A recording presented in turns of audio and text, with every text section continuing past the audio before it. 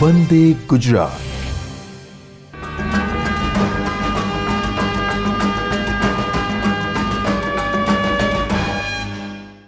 નમસ્કાર. આજના આ વર્ચ્યુઅલ ક્લાસરૂમ ટ્રેનિંગ અને માર્ગદર્શન પ્રોગ્રામમાં હું આપનું હાર્દિક સ્વાગત કરું છું. હું ઝરણા દવે ITI કુબેરનગર ખાતે AOCP ટ્રેડમાં સુપરવાઇઝર ઇન્સ્ટ્રક્ટર તરીકે ફરજ બજાવું છું. આજનો મારો topic introduction to chemistry, branches of chemistry and the equipments which are used in the laboratory એ અંગેનો છે. તો એ અંગે હું આપ સૌને માર્ગદર્શન આપવા માંગીશ. સૌ પ્રથમ આપણે ઇન્ટ્રોડક્શન ટુ કેમિસ્ટ્રીથી સ્ટાર્ટ કરીએ. Chemistry is the branch of science dealing with the structure, composition, properties and the reactive characteristics of matter. Matter is anything that has mass and occupies space. ડિટેલમાં કહું તો કેમિસ્ટ્રી એ વિજ્ઞાનની એક એવી શાખા છે જે આપણા રોજિંદા જીવન જોડે સંકળાયેલી છે. તમે તમારી આજુબાજુ થતી બધી જ પ્રક્રિયાઓ જો નિહાળશો, જેમ કે દૂધમાંથી દહીં થવું, લોખંડનું કાટ લાગવું, શેરડીમાંથી વિનેગર બનવો, તો આ બધી પ્રક્રિયાઓ શું છે? એ એક જાતની કેમિકલ પ્રોસેસ જ છે. અને આ જ બધી કેમિકલ પ્રોસેસ કેમિસ્ટ્રી એટલે કે રસાયણ વિજ્ઞાનની શાખામાં આવે છે. હવે આ PPTમાં તમે જે લાસ્ટ લાઇન જોવો છો તેમાં લખ્યું છે matter is anything that has mass and occupies space. આપણે ગુજરાતીમાં સમજીએ તો મેટર એટલે એક દ્રવ્ય. દ્રવ્ય એટલે શું? તો એ સૌથી નાનામાં નાનો જે સાદો પદાર્થ છે તેને આપણે દ્રવ્ય કહીએ છીએ, મેટર કહીએ છીએ, કે જેની જોડે દળ અને વજન અને જે સ્પેસ ઓક્યુપાઈ કરે, જે જગ્યા રોકે, તેને આપણે દ્રવ્ય કહીએ છીએ. તો આ દ્રવ્યના આપણે 3 પાર્ટ પાડવા જઈએ તો આપણે જ્યારે 5th અથવા 6th સ્ટાન્ડર્ડમાં હતા ત્યારથી જ આપણે શીખતા આવ્યા છીએ કે દ્રવ્ય, ઘન, પદાર્થ અને વાયુ આ 3 સ્વરૂપમાં હોય છે. ઘન પદાર્થ એટલે જેનું ચોક્કસ કદ હોય છે અને ચોક્કસ આકાર હોય છે, તેને આપણે સોલિડ મેટર કહીએ છીએ. પછી આપણે આગળ જઈએ તો પ્રવાહી, જેને આપણે લિક્વિડ કહીએ છીએ, તો જેને ચોક્કસ કદ હોય છે પરંતુ ચોક્કસ આકાર હોતો નથી. જેમ કે આપણે 1 લીટર પાણીને જો કોઈ જગમાં ભરીએ તો તે જગનો જે આકાર હશે, જગનો જે શેપ હશે, એ શેપમાં એ પરિવર્તિત થશે. જો એને સિમ્પલ બોટલમાં ભરીએ તો એ પ્રકારમાં, અને જો ગ્લાસમાં ભરીએ તો એ ગ્લાસનો જે શેપ હશે એ શેપમાં એ પરિવર્તિત થશે, એ શેપમાં એ પરિવર્તિત થશે. અને હવે વાયુ જોઈએ, મેટરમાં જો આપણે વાયુ ઉપર જઈએ તો વાયુને ના તો ચોક્કસ આકાર હોય છે, ના તો ચોક્કસ કદ હોય છે. એને તમે વાયુ સ્વરૂપ જે છે મેટરનું, એને ગમે તે આકાર અને ગમે તે કદમાં પરિવર્તિત કરી શકાય છે. એક્ઝામ્પલ આપું તો તમે જ્યારે પેટ્રોલ પંપ ઉપર કોમ્પ્રેસર જોયા હશે અથવા તો કોઈ પણ જગ્યાએ તમે કોમ્પ્રેસર જોયા હોય તો એ કોમ્પ્રેસરમાં જ્યારે કોમ્પ્રેસરમાંથી જ્યારે હવા ભરવામાં આવે છે તો એ હવા પ્રેશર દ્વારા અંદર એના સ્ટોરેજ કન્ટેનરમાં સ્ટોરેજ કરવામાં આવેલી હોય છે. તો એ જ હવા એનું કદ છે એ વધારે અથવા ઓછું થઈ શકે છે. આનાથી પણ વધારે સિમ્પલ એક્ઝામ્પલ જો તમને સમજાવું તો જ્યારે બલૂન હોય છે, બલૂનમાં ફુગ્ગામાં આપણે જ્યારે હવા ભરીએ છીએ તો એ બલૂન તમે ઈચ્છો એ પ્રમાણે તમે એને નાનો કે મોટો એ પ્રકારે તમે એમાં હવા ભરી શકો છો. તો દ્રવ્યના 3 સ્વરૂપો ઘન, પદાર્થ અને વાયુ. હવે આગળ વધીએ તો બીજી વસ્તુ કેમિસ્ટ્રીમાં જે નેક્સ્ટ આવે છે અણુ, પરમાણુ. પરમાણુથી શરૂઆત કરીશ તો જે સૌથી નાનામાં નાનો પદાર્થ છે, સૌથી નાનામાં નાનો પાર્ટ, જેને આપણે પરમાણુ કહીએ છીએ. આપણે સૌ જાણીએ છીએ કે પિરિયોડિક ટેબલ એમાં જ્યારે જૂનું હતું એમાં 108 જેટલા તત્વો સમાવેશ કરેલા હતા. હવે એ તત્વનો ક્રમાંક લગભગ 129 સુધી પહોંચવા પામ્યો છે. તો આ જ બધા પરમાણુઓ, hydrogen H, oxygen O, nitrogen N, આ બધા એક્ઝામ્પલ છે જેને આપણે પિરિયોડિક ટેબલમાં જોઈ શકીએ છીએ. તત્વનો સૌથી નાનામાં નાનો ભાગ જેને આપણે પરમાણુ તરીકે ઓળખીએ છીએ. હવે અણુની વિશે જો ડેફિનેશન આપું તો જ્યારે 2 અથવા 2થી વધારે પરમાણુઓ ભેગા થાય છે ત્યારે એક અણુ બને છે. જેમ કે ઓક્સિજનને આપણે O2 તરીકે લખીએ છીએ.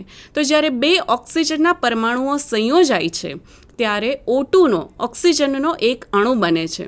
નાઇટ્રોજનના 2 પરમાણુઓ સંયોજાય છે ત્યારે N2 એટલે કે નાઇટ્રોજનનો એક અણુ બને છે. ત્યારબાદ આવે છે સંયોજન. તો 2 અથવા 2થી વધારે અણુઓ જ્યારે ભેગા થાય છે ત્યારે એક સંયોજન બને છે. જેમ કે સિમ્પલ એક્ઝામ્પલ દ્વારા આપને સમજાવીશ. પાણી. તો પાણીનું જે રાસાયણિક સૂત્ર છે એ છે H2O. H2O એક સંયોજન છે જે 2 અથવા 2થી વધારે પરમાણુઓ ભેગા થઈને H2Oમાં 2 અણુઓ ભેગા થયા છે જેમાં હાઇડ્રોજન અને ઓક્સિજનનો સમાવેશ થાય છે. નેક્સ્ટ સ્લાઇડ ઉપર આપણે આગળ વધીએ. The fundamentals of chemistry. કેમિસ્ટ્રીના જે ફંડામેન્ટલ્સ છે, જે મૂળભૂત જે કેમિસ્ટ્રીના ફંડામેન્ટલ્સ છે એના વિશે આપણે જોઈશું.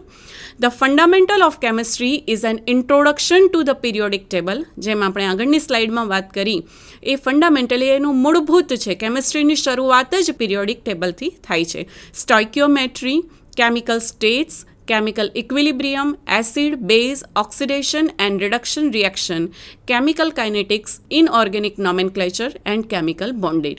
કેમિસ્ટ્રીના ફંડામેન્ટલ્સની વાત કરીએ તો એમાં કેમિકલ સ્ટેટ, કોઈ પણ જ્યારે સંયોજન હોય ત્યારે એનું કેમિકલ સ્ટેટ કેવું છે, તેની કેમિકલ ઇક્વિલિબ્રિયમ કન્ડિશન કેવી છે, એસિડ અને બેઝ એ બંનેમાંથી કયા સ્વરૂપમાં છે, તે ઓક્સિડેશન કરતા છે અથવા તો રિડક્શન કરતા છે, અને ઇનઓર્ગેનિક નોમેનક્લેચર એ બધા જ જે કેમિસ્ટ્રીના ફંડામેન્ટલ્સની અંદર આવે છે. Chemistry primarily focus on atoms, ions, molecules. આપણે જેમ પહેલાં અગાઉ વાત કરી તો કેમિસ્ટ્રી જે છે એ એટમ્સ, આયન્સ અને મોલેક્યુલ્સ તેના ઉપર મેઇન ફોકસ કરે છે, which in turn make up elements and compounds. This chemical species tend to interact with each other. અત્યારે આપણે અણુ, પરમાણુ અને સંયોજન જોયા હતા. હવે આગળ વધીએ તો આ જે સંયોજનો બને છે તે એકબીજા જોડે ઇન્ટરેક્ટ કરીને, એકબીજા જોડે સંયોજાઈને આગળ એક નવું સંયોજન બનાવે છે. It is important to note that the interaction between matter and energy are also studied in the field of chemistry. હવે આ સંયોજન જ્યારે બનતું હોય છે તો તમને વિશેષ માહિતી આપું તો એમાં ઉષ્માક્ષેપક અને ઉષ્માશોષક, એક્ઝોથર્મિક અને એન્ડોથર્મિક એવી 2 પ્રકારની પ્રક્રિયાઓ થતી હોય છે. એટલે ફક્ત કેમિકલ રિએક્શન થઈને નવા સંયોજનો નથી બનતા, પરંતુ જ્યારે 2 મેટર સંયોજાય છે, 2 કમ્પાઉન્ડ સંયોજાય છે ત્યારે તે સંયોજનથી જે નવું નિપજ બને છે એની સાથે ઉષ્મા કે ઉર્જા મુક્ત થાય છે. જો એ ઉષ્મા મુક્ત થાય તો એને એક્ઝોથર્મિક કહેવાય, પ્રોસેસ કહેવાય છે, જે ઉષ્માક્ષેપક કહીએ છીએ ગુજરાતીમાં. અને જો એ રિએક્શન દરમિયાન ઉષ્મા મેળવીને આગળની નિપજ બનતી હોય તો તેને એન્ડોથર્મિક રિએક્શન કહેવાય છે, એટલે કે ઉષ્મા શોષક. Matter typically exists in a 3 state: solid, liquid and gas. The state a given substance exhibits is also a physical property. આપણે સોલિડ, લિક્વિડ અને ગેસની વાત કરી નાખી. હવે એના પછી આપણે એની જે ફિઝિકલ પ્રોપર્ટી આવે છે એના વિશે સમજીએ. તો દરેક જે મેટર હશે એ મેટરને 2 અવસ્થા હોય, એક ફિઝિકલ અને એક કેમિકલ પ્રોપર્ટીઝ આપણે જેને કહીએ છીએ. એક ફિઝિકલ પ્રોપર્ટી હોય અને એક કેમિકલ પ્રોપર્ટી હોય છે. તો ફિઝિકલ પ્રોપર્ટીની જો વાત કરીએ તો એમાં રંગ, ગંધ, સ્વાદ, ઘનતા આ બધી વસ્તુઓનો સમાવેશ ફિઝિકલ પ્રોપર્ટીઝમાં થાય છે. અને જો કેમિકલ પ્રોપર્ટીની વાત કરીએ તો કેમિકલ પ્રોપર્ટીઝમાં આ મેટર અથવા કમ્પાઉન્ડ બીજા કોઈ મેટર અથવા કમ્પાઉન્ડ જોડે રિએક્શન, મતલબ એમની જોડે સંયોજાઈને, ઇન્ટરેક્શન કરીને કઈ નિપજ આપશે તો એ કેમિકલ પ્રોપર્ટીઝમાં કન્સિડર કરવામાં આવે છે. Some substance exists as gases at a room temperature. Now this is one of the most important point. જે આપણે ઓક્સિજન જે અત્યારે આપણું કહેવાય કે ઓક્સિજન છે તો આપણે છીએ તો ઓક્સિજન જે રૂમ ટેમ્પરેચરે અથવા તો આપણી આજુબાજુના સરાઉન્ડિંગમાં જે ટેમ્પરેચર છે એ ટેમ્પરેચરે ઓક્સિજન, અને કાર્બન ડાયોક્સાઇડ જેવા ઓક્સિજન લઈને આપણે કાર્બન ડાયોક્સાઇડ બહાર કાઢીએ છીએ. તો this is none of anything but while others like water, mercury metal exists as a liquid. Water જે છે અથવા તો મર્ક્યુરી એક ધાતુ હોવા છતાં તે લિક્વિડ સ્વરૂપમાં છે. તે મેટરની વાત કરીએ તો એ લિક્વિડ સ્વરૂપમાં અવસ્થા ધરાવે છે. Most metals exist as a solid. આપણે સૌ જાણીએ છીએ કે ગોલ્ડ, પ્લેટિનમ, એલ્યુમિનિયમ, સિલ્વર એ બધી મેટલ્સમાં કન્સિડર કરવામાં આવે છે અને તે સોલિડ સ્વરૂપમાં અવસ્થા ધરાવે છે. All substance can exist in any of this 3 state. મેટરની વાત કરીએ તો આ 3 સ્ટેટમાંથી કોઈ પણ આપણી આજુબાજુ સરાઉન્ડિંગમાં અથવા તો યુનિવર્સમાં કોઈ પણ મેટર હશે તો એ આ 3 સ્ટેટમાંથી કોઈ પણ એક સ્ટેટમાં એમની અવસ્થા હોય છે. હવે આગળ વાત કરીએ તો the main branches of chemistry.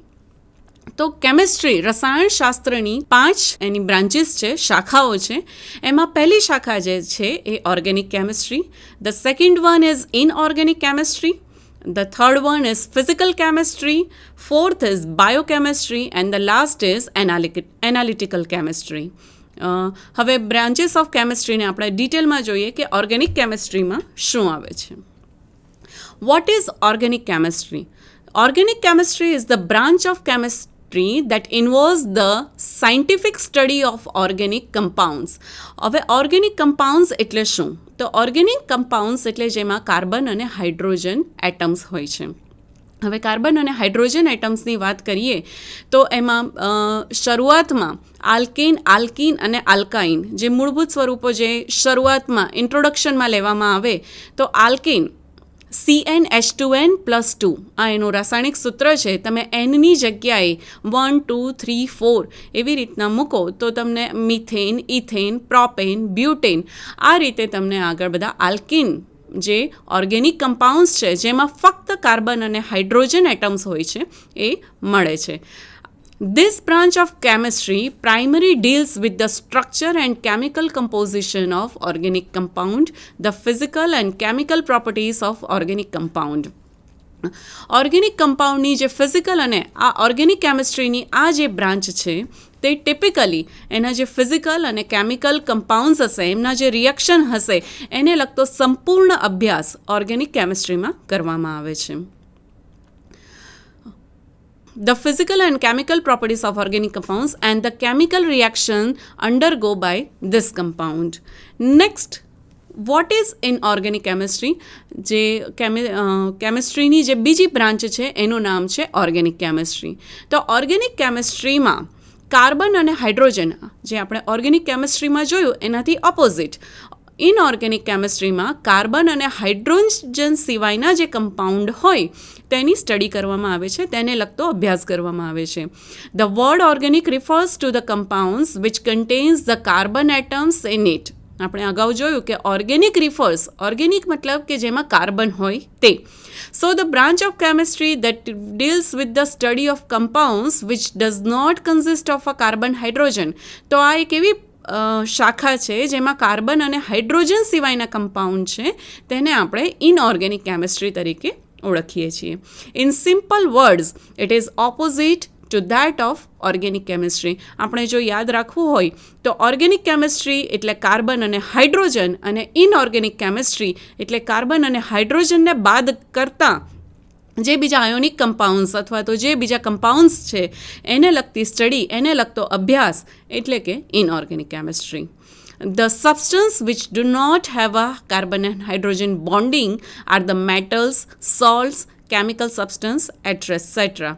તો હવે ઇનઓર્ગેનિક કેમિસ્ટ્રીમાં કાર્બન હાઇડ્રોજનને બાદ કરતાં હવે જે વધે છે એ મેટલ્સ અને સોલ્ટ્સ, જે ક્ષાર આવે છે, જે કેમિકલ સબસ્ટન્સીસ બીજા આવે છે એ બધાનો સમાવેશ ઇનઓર્ગેનિક કેમિસ્ટ્રીમાં થાય છે. On this planet, now this is going to be a very wonderful information for us. On this planet, there are known to exist about 1 lakh number of inorganic compounds. ગુજરાતીમાં જો આનો અનુવાદ કરું તો આપણે સમજી શકીએ છીએ કે આ આખા યુનિવર્સમાં 1 લાખ જેટલા ઇનઓર્ગેનિક કમ્પાઉન્ડ્સ અસ્તિત્વમાં છે. Inorganic chemistry studies the behavior of these compounds along with their properties, their physical and chemical characteristics too. જેમ ઓર્ગેનિક કમ્પાઉન્ડમાં ફિઝિકલ અને કેમિકલ પ્રોપર્ટીઝની સ્ટડી કરવામાં આવતી હતી, એવી જ રીતે ઇનઓર્ગેનિક કેમિસ્ટ્રીમાં પણ ફિઝિકલ અને કેમિકલ અથવા તો તેની જે મૂળભૂત એના જે લાક્ષણિકતાઓ છે કોઈ પણ કમ્પાઉન્ડની તેને લગતી સ્ટડી કરવામાં આવે છે. Moving ahead, next slide. Now coming to physical chemistry. Physical chemistry is the branch of chemistry devoted to the study of behavior of matter at an atomic or molecular level. હવે જે આવે છે, પહેલાં આપણે organic અને inorganic જોયું, તેમાં કમ્પાઉન્ડ્સની વાત કરી, કાર્બન હાઇડ્રોજન અને કાર્બન હાઇડ્રોજન સિવાયના કમ્પાઉન્ડ્સની. હવે ફિઝિકલ કેમિસ્ટ્રીની વાત કરીએ તો એમાં એટોમિક અને મોલેક્યુલર એટલે અણુ અને પરમાણુ લેવલની જે કેમિસ્ટ્રી આવે છે તેને લગતી જે સ્ટડી છે, તેને લગતો જે અભ્યાસ છે તે ફિઝિકલ કેમિસ્ટ્રીમાં કરવામાં આવે છે. It also involves the study of the properties of a substance at different scales, from the macroscopic scale, which includes particles that are visible to the naked eye, to the subatomic scale involving extremely subatomic particles such as electrons. આપણે અણુ, પરમાણુ અને સંયોજનની વાત કરી હતી, તો એમાં પરમાણુ સૌથી નાનામાં નાનો પદાર્થ છે. તો પરમાણુમાં શું હોઈ શકે? તો એમાં 3 વસ્તુ છે, એમાં પ્રોટોન, ન્યુટ્રોન અને ઇલેક્ટ્રોન. તો ફિઝિકલ કેમિસ્ટ્રીમાં આ પ્રોટોન, ન્યુટ્રોન અને ઇલેક્ટ્રોનને લગતી સ્ટડીઝ કરવામાં આવે છે. તો પ્રોટોન અને ન્યુટ્રોન છે એ પરમાણુના ન્યુક્લિયસની અંદર રહેલા તત્વો છે, જ્યારે ઇલેક્ટ્રોન જે છે એ ન્યુક્લિયસની બહાર સતત પરિભ્રમણ કરતો પદાર્થ છે. Now the fourth branch, analytical chemistry. Analytical chemistry is the branch of chemistry that deals with the analysis of a different substances. Analytical chemistryમાં જે સબસ્ટન્સ છે, જે પદાર્થ છે, જે મેટર છે, એનું સંપૂર્ણપણે એનાલિસિસ, જેને આપણે ગુજરાતીમાં પૃથક્કરણ કહીએ છીએ, તે કરવામાં આવે છે. It involves the separation, identification and the quantification of matter. કોઈ પણ મેટર બીજા જોડે મિક્સ થઈ ગઈ હોય તો એનું સેપરેશન, એનું અલગીકરણ, આઇડેન્ટિફિકેશન એટલે એને ઓળખવાની પ્રક્રિયા, અને ક્વોન્ટિફિકેશન ઓફ ધેટ મેટર, કેટલી માત્રામાં એ બીજા કોઈ પદાર્થમાં ઓગળી હતી તે રીતનું ક્વોન્ટિફિકેશન ઓફ ધેટ મેટર, તેને લગતી સ્ટડી એનાલિટિકલ કેમિસ્ટ્રીમાં કરવામાં આવે છે. It involves the use of classical methods along with modern methods ઇન્વોલ્વિંગ the use of scientific instrument. અત્યારે જે લેટેસ્ટ સાયન્ટિફિક ઇન્સ્ટ્રુમેન્ટ બન્યા છે તેના ઉપયોગ દ્વારા એનાલિટિકલ કેમિસ્ટ્રી એટલે કોઈ પણ મેટરની આપણે સ્ટડી કરી શકીએ છીએ અથવા એને લગતો અભ્યાસ કરી શકીએ છીએ. Moving ahead to next part, the last કેમિસ્ટ્રીનો જે બ્રાન્ચ છે એ છે બાયોકેમિસ્ટ્રી.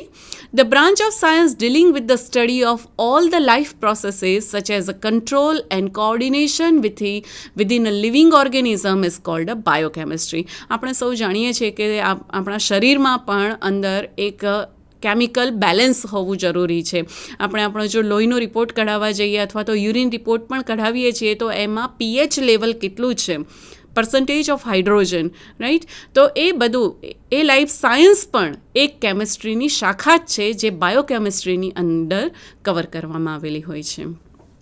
નાઉ નેક્સ્ટ જે બીજો નેક્સ્ટ ટોપિક આવે છે એમાં લેબોરેટરી ઇક્વિપમેન્ટ્સ છે.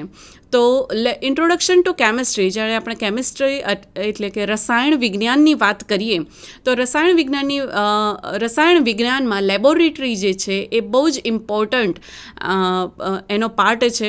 કોઈ પણ જ્યારે કેમિકલ ઇન્ડસ્ટ્રી હોય, ફૂડ ઇન્ડસ્ટ્રી અથવા ડ્રગ ઇન્ડસ્ટ્રી, કોઈ પણ ઇન્ડસ્ટ્રીઝમાં જ્યારે કોઈ પણ નવી નિપજ બનતી હોય તો એ નિપજ સૌપ્રથમ જ્યારે પબ્લિકલી બહાર જાય એ પહેલાં લેબોરેટરીમાં એનો ટેસ્ટિંગ થતું હોય છે. તો લેબોરેટરીમાં ટેસ્ટિંગ માટેના જે સાધનો છે એના વિશે આપણે આજે સ્ટડી કરવાની છે. તો લેબોરેટરી ઇક્વિપમેન્ટ આપણે સૌપ્રથમ તમે જે સ્ક્રીન ઉપર જોઈ રહ્યા છો એ છે બ્યુરેટ. લેબોરેટરી ઇક્વિપમેન્ટ્સમાં સૌપ્રથમ આપણે બ્યુરેટનો સ્ટડી કરીશું. તો બ્યુરેટ એક કાચની નળી છે જેના ઉપર 0થી લઈને 50 સુધીના આંકા અંકિત કરેલા હોય છે. હવે 50 સુધીના આંકામાં 0થી 1 મતલબ આનો 1 ml 0થી 1 ml સુધીમાં બીજા 10 આંકા પાડેલા હોય છે. એટલી ચોકસાઈપૂર્વક બ્યુરેટ આપણને કદનું રીડિંગ આપી શકે છે. બ્યુરેટની નીચેના ભાગમાં કાચની જેટ હોય છે જેની ઉપર રબર સાથે પિંચ કોક લગાવેલો હોય છે. બ્યુરેટ જ્યારે યુઝ કરવામાં આવે તો drop by drop we can measure the reading. આપણે રીડિંગ લઈ શકીએ છીએ અને એનું મેઝરમેન્ટ કરી શકીએ છીએ. Next is a પીપેટ. પીપેટ પણ એક કાચની નળી જ છે જેમાં વચ્ચેનો ભાગ જે છે એ પહોળો હોય છે અને ઉપર તથા નીચેનો ભાગ સાંકડો હોય છે. પીપેટ જે છે એ 10 ml અને 25 ml સુધીના કદમાં મળતી હોય છે.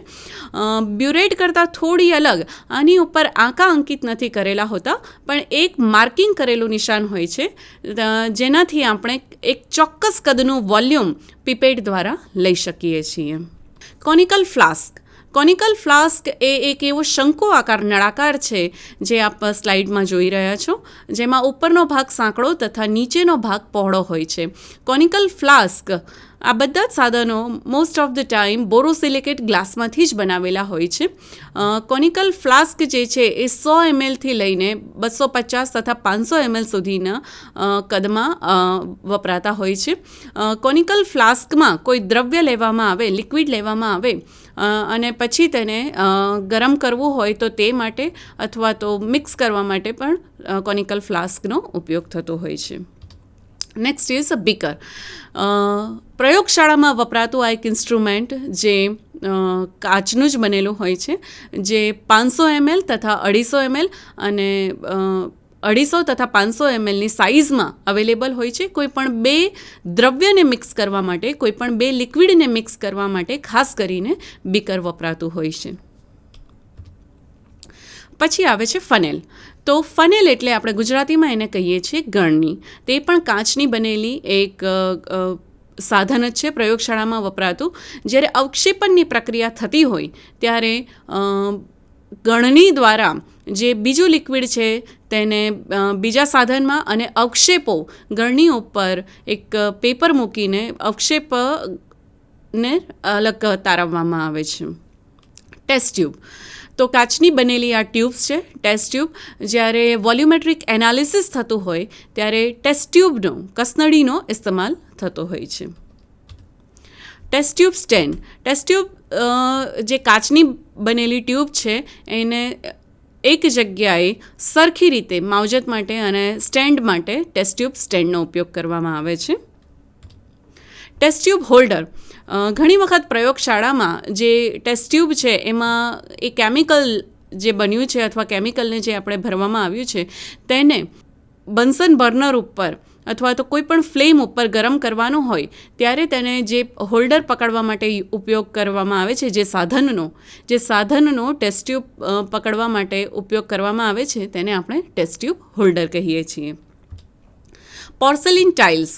વોલ્યુમેટ્રિક એનાલિસિસમાં જ્યારે સૂચક ઉમેરવામાં આવે છે અને જ્યારે એન્ડ પોઈન્ટ આવે છે, અંતિમ બિંદુ આવે છે ત્યારે એ સ્પષ્ટ દેખાય તેના માટે વ્હાઇટ કલરની જે ટાઇલ્સનો ઉપયોગ થાય છે તેને આપણે પોર્સેલિન ટાઇલ્સ કહીએ છીએ. કોનિકલ ફ્લાસ્કની નીચે આ ટાઇલ્સ આપણે રાખતા હોઈએ છીએ.